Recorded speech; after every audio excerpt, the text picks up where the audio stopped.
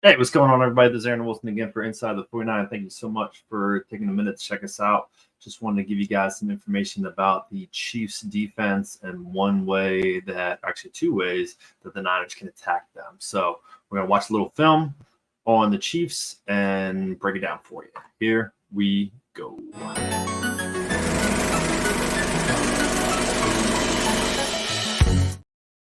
All right, first, I want to talk to you guys a little bit about the Chiefs defense. A lot of times you will see them in cover one.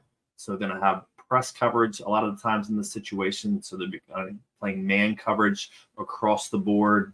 And one of the ways that the Niners can attack this is a couple specific concepts that we're going to talk about here today. So I'll get rid of my face.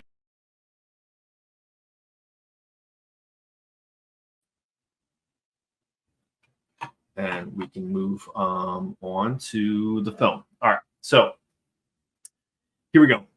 So we're looking at the Chiefs playoff game against the Buffalo Bills a couple weeks back. This is a tight game between the two different teams. I wanted to break down a little bit of the coverage on the Chiefs side and then the concept on the offensive side. So you'll see on the top, a good indication that they're in man coverage is on the top of the screen. You will see the press corner. They do like to play a lot of press. They will press and move back as well, but a lot of the times that they're in press, they are in man coverage. So that's a good indicator here on the top with the number one receiver on Diggs.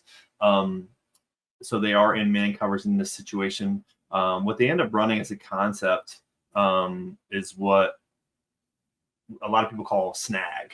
So snag route is kind of a little bit of in this situation, since there's only two potential receivers with the running back and the X receiver, it's more of a two-man game where snag is also done with a three-man game with a tight end or another receiver running a deeper route, a deeper corner. But in this situation, they're just going to run a two-man concept with snag. They're going to run kind of a rub route in this situation where Diggs is going to come for about 5 or 6 yard hook, so snag route, and then you're going to get a little motion from the Bills, and then you're going to get a flat route from the running back. And this thing is wide open because of how tight the Chiefs defense is.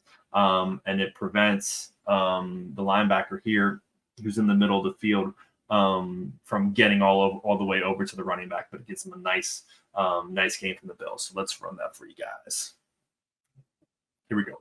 So you get motion, again, a lot of motion, just like Shanahan does. You get motion, he gets to the flat, and again, 32 needs to go through all of this, not all of it, but a little bit of people in order to get to the spot where he wants to be. And again, it's Diggs in the corner, right? So it's just Diggs in the corner, but because they're so tight with the cornerback and he's playing such bump and run coverage, right?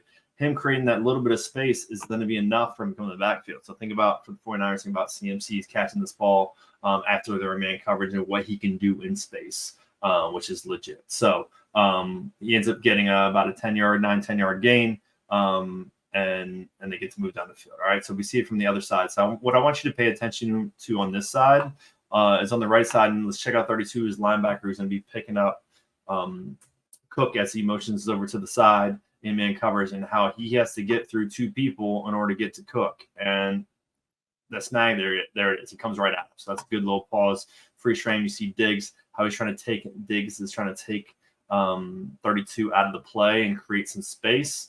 It's a quick pass from Allen, and boom, it's a first down, or almost a first down.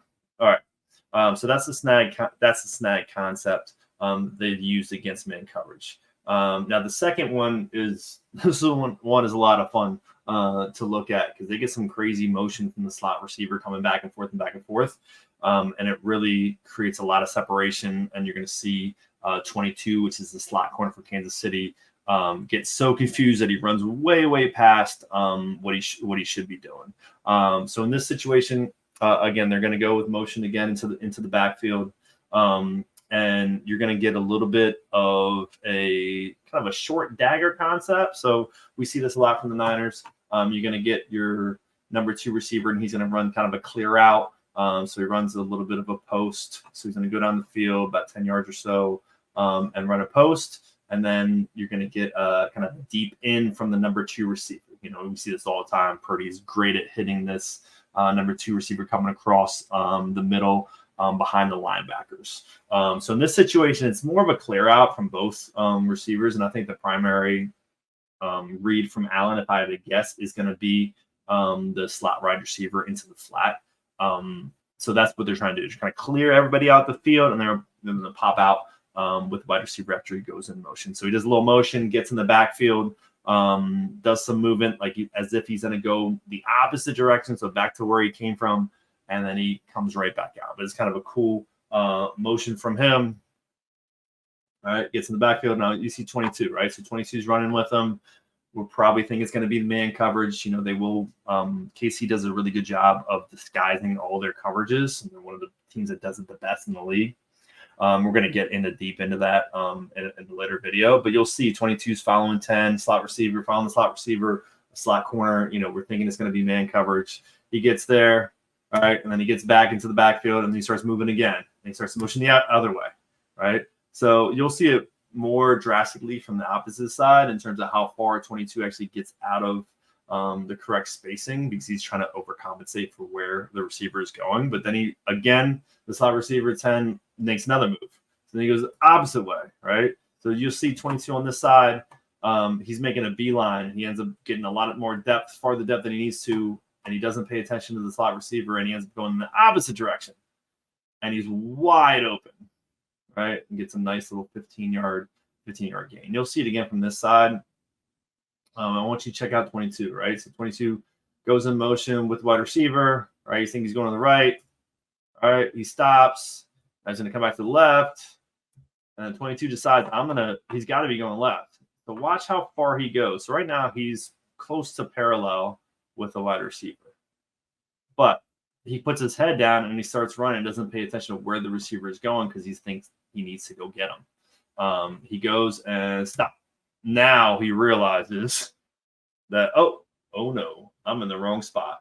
At this point, he's now a good 10 to 15 yards away from his responsibility. And as we see here we'll run it back. As we see here from both the receiver and the tight end, they're trying to clear everybody out, and they do a pretty good job. It's slow motion is clearing everybody out, not going that way. All right, so we'll run it from the other side. So there's two different things we really want to pay attention to. One is the separation that 10's able to get because he fakes this motion as if he's going back the other way, all right, between him and 22. And that's probably enough to get him the ball for 10 yards, right? But watch both the tight end coming across here as both of them are going directly to the opposite direction, right? They're trying to clear him out so then they can throw the ball into the flat for the wide receiver. Wide receiver catches it and goes for a nice 15 yards. So the biggest thing here that we really want to see as we run it back to the play before is this concept of the Chiefs are going to be in man coverage a lot of the time, right? So they're going to present as in man coverage, and Shanahan's job is to really put together some plays, and we know he has them in his bag, to really go against that man coverage. And how can you exploit the fact that they're having these guys having a run across the field, right? So you're having 32 who's the middle linebacker in the middle of the field. He's having to go all the way to cover the running back, right? And he's got to get through all this space. He's got to get through these two players, right? So he's got that space that he needs to run because they're in man coverage, right? Same thing with the next play. You need to have him run with him wherever he goes, right? They're in man coverage. So it's all about exploiting that man coverage and what they can do to exploit it. So here are two different concepts, both the snag concept with the two-man route and also a little short dagger with which pretty much is just a clear out to get them in space away from their defenders. So here's two specific examples. I hope you enjoyed the video. We will have a lot more to come as the Niners make their way to the Super Bowl here on Sunday. So if you liked what you saw and you want to see more, make sure you hit that subscribe button. That's at the bottom of the page. And we're going to be putting out more and more videos every single day. So I hope you're having a great day. As always, go Niners.